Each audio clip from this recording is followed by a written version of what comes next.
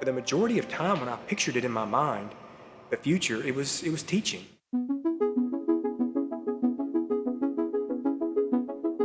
I really liked teaching. I liked the idea of putting together a class. I liked the idea of deconstructing a technique down to the point that you could get anybody to understand it. To be able to break the technique down that far, I felt like I was just privy to a secret, right? You get it down to those small, minute things, and like the person doesn't even know they're doing that particular quality.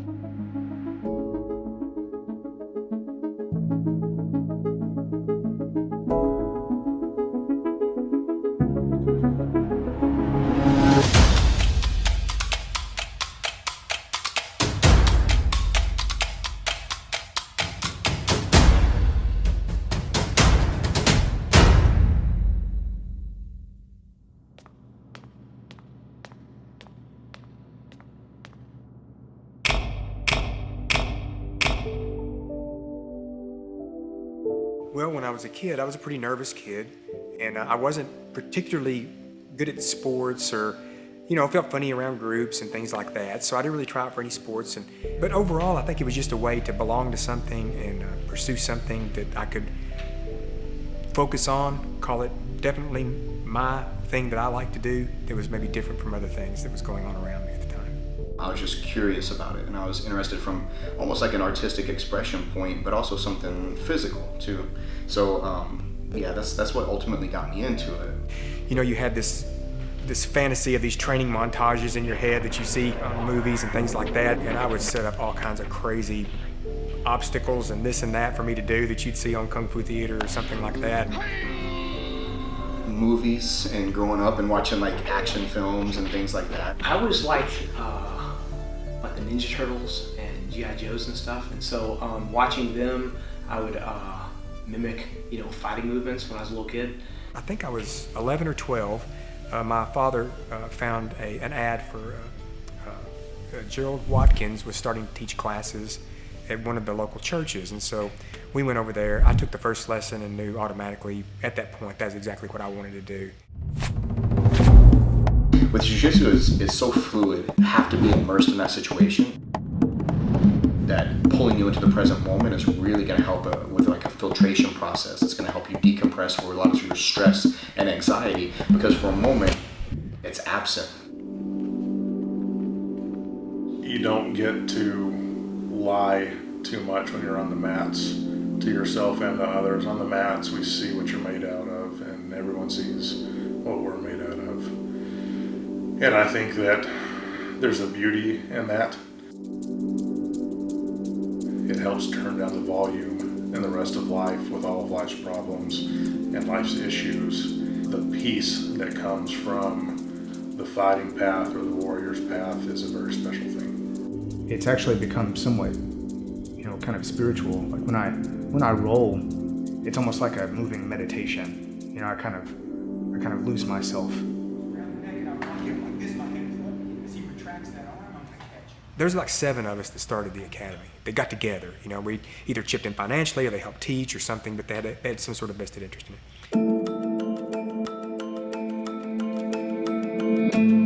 I remember vividly we met at a Chinese restaurant here in town. We sat down and I flipped the placemat over and I said, let's write down what we want this to be. I thought we better start there. And one of the first things we all came to a consensus on was that we wanted martial arts to be taken seriously and respected like any other endeavor, any other field of study. People that did martial arts and invested their time in it and learned to defend themselves or others and line themselves up with that warrior mentality, I felt like that was super important. And I felt like especially, young people coming up needed to adopt that to a degree. And we wanted to present that face to the community and have the community say, yeah, that's important to do. And that was part of the mission of doing Three Rivers.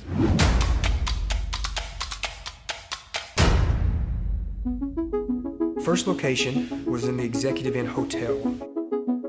The academy that I was teaching out of, it was a Shotokan karate school. It had changed a few hands, and I had trained under a couple of more teachers by then, and I'd gotten my black belt. The school had changed hands several different times, and finally it kind just went out of business, basically, I guess you could say. I'm not sure exactly what happened. I had saved up enough money, and then a couple of other friends went in with me, and we were able to put down some advanced payment on shop, basically. In the shopping area, there was a little shopping area in the Executive Inn, and we put some money down on one of those. And it was a small little retail place. It was good. We had a pretty good little following, even though we were a little difficult to find. You know, when I started training, I was in high school, and I remember the classes would start at a certain time at night. They gave me just enough time to go from school to work, a short shift, like 4 hours or so at a grocery store, and then as soon as I got off work at the grocery store, I would drive downtown, and I remember like on the way, I would actually change clothes in the car at stoplights and stop signs. And so that was, it was kind of the hustle and bustle of it, but I never thought of it as stressful because I was so anxious and so excited to get there and to actually get to train. Since there were several of us, you know, we just took on different roles, you know, as far as how the curriculum was done, how we were going to teach. We promised each other we'd do some kind of training with each other all the time, stay up on top of everything, and we basically wrote these procedures out. So it was a really nice exercise in being organized and trying to organize not only a business, but an academy. That was invaluable, I think. I mean, we were really at a place where we could experiment and try different things like that. And I remember being there and training for like hours. You know, if there were other classes going on, I tried to do all the classes. I tried to stay after and train with people or meet people before and train, you know, go in on the weekends whenever I could. It was just a lively group at the very beginning, I think. You know, we were all young and pretty excited about it. Just that general air of just youthfulness, kind of excitement, kind of sticks in my mind when I think about that.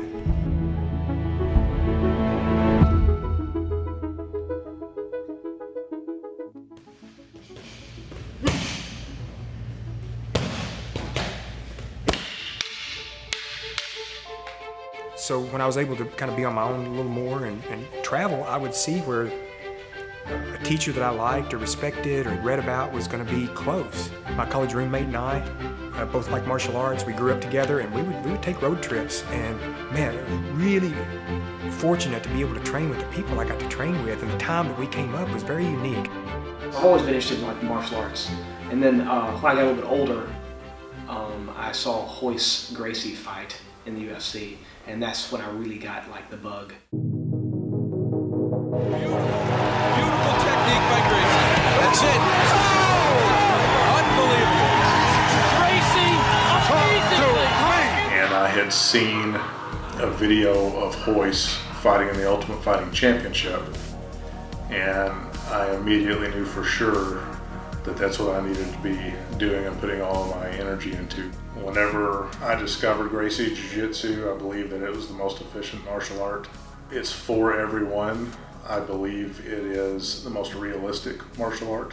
Whenever Gracie Jiu-Jitsu really hit and became a thing, and we started to transition our Jiu-Jitsu over to Gracie Jiu-Jitsu, that's really where all my attention, all my focus really went that way. I kept up with other things, and I still do keep up with other things, but for the biggest part of my practice became Gracie Jiu-Jitsu after we met up with Royce and became a flagship network under him.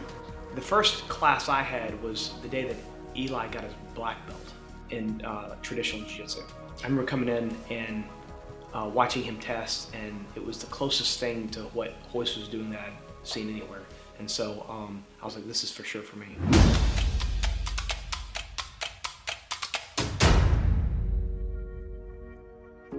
We moved to Broadway in 1999. What I remember about that is it kind of went from being a clubhouse feel, you know, there was just a bunch of guys getting together, to more of a business.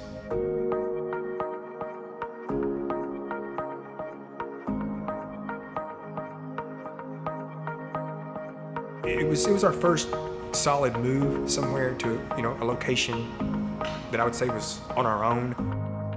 It was still fun. We were still having a good time, and it did still have a little bit of that clubhouse feel while we were there, but it diminished some. I could feel there was a bit more of a seriousness. And I think it was also during that time at Broadway we became members of the Gracie Jiu-Jitsu network. And so that was the first time we had been part of something like that. We were, you know, becoming more professional. And I signed up for the jiu-jitsu class that we were already having at the school, and Kevin Trauber gave me my first lesson. He worked with me on the side of the mats while the rest of the class was going, and I've not stopped since. I mean, as far as adversity within the academy, I think we've experienced, like you would think, any business. I'm already trying to stop that hand, right? From all of these comes out, see there's a thrust like that, you see that? There are low times that you get a little afraid that, oh, can we do this? You know, money gets low, or you don't get the attendance or something, you don't know what to do. So that's one kind of adversity. The one that strikes me the most, I guess that was the hardest to deal with, was one of our founding members, not the founding members, but also really one of my best friends and training partners that was with me through the whole thing. In 2012, Kevin Trauber passed away unexpectedly. And it hit us all very hard. And I'll have to say, for a few months, we weren't sure what to do. Kevin was for sure a guiding light for the academy, and he was a guiding light for the instructors individually. You know, he was one of those people that if you got advice from Kevin, you knew it was good and you could follow it. You know, we went to him for everything, and I did too. If there was ever a hitch or a problem, you know, you could always sit down and talk to Kevin. Not to mention that, you know, like I said, he was one of my best friends. He was my training partner when we went to all these seminars. There were no telling how many seminars we went to. And we had to kind of consolidate and figure out where do we take a step forward. But yeah, I think that was the hardest. 1,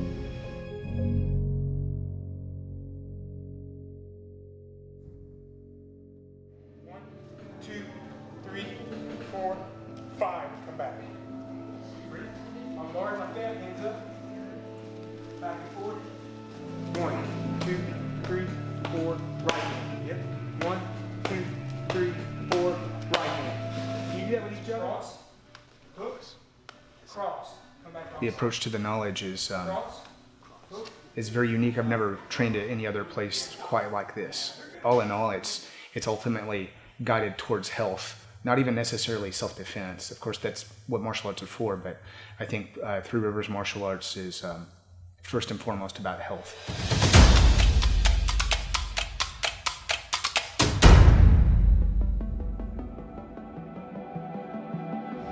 We moved locations and we came out here to Energy Fitness.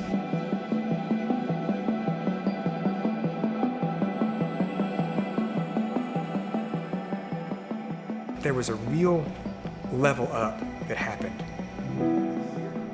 It was reflected in the location and the type of facility that we were in. The academy now is at this very professional time. All the instructors are here are very seasoned. It's a space that has intentionally and unintentionally crafted in a specific way over the years. And what I mean by that is we've come together as kind of like common individuals with common visions as far as what we wanted to foster for people to be able to come there and train. We weren't trying to build a fighter stable or a competitor stable. We were trying to build a space where people could come and learn about themselves. It's a process of developing oneself. It's a state of relationships, and it's an analogy for how you handle every problem in life. With this twisting on my feet. One. I think what I would like to leave the student with is a feeling of self-assuredness, right? That they can enter into an uncertain situation and feel confident that they can come out of it. And you have to be sure of yourself to do things like that. So I think from the training, that's the underlying principle, is just this equanimity that we want the student to have, this evenness that comes from a confidence and a self-study, that you believe in yourself. If you can touch that a little bit and make that a part of what you are, I think you'll be successful in just about everything you do.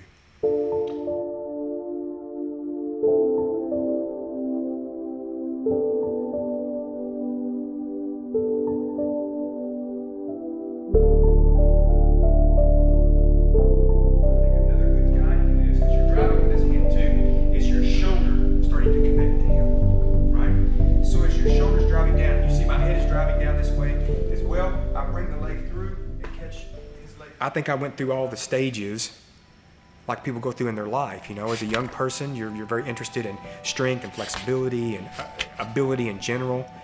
And then, you know, as you move into your time of the householder, you know, you have family and a career, and your health starts to be a little bit more of your concern, you know?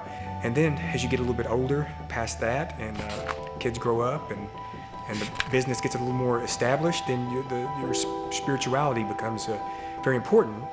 And all those were my interest all the way through, all three of those things, but I think in each phase of life, those aspects of jiu-jitsu had those three qualities, and I think that I went right along with them. Can we try this weekend?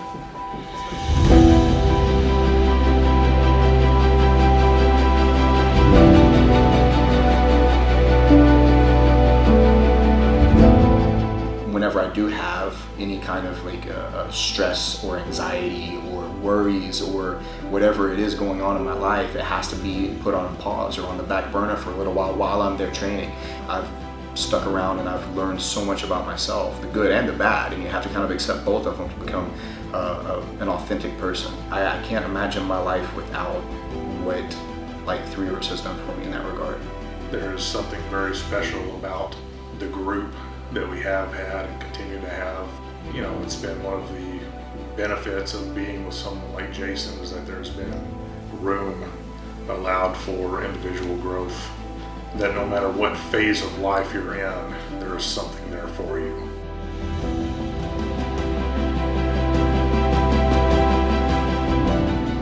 I think we have really kind of come into our own.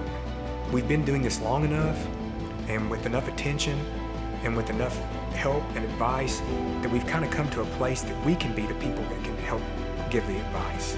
But I think that it's stable enough that we've met a lot of the challenges and things that come along, and we've made it and made it through it and are richer and stronger for it. Having that time and experience behind you and be recognized for that, that's a super nice place to be.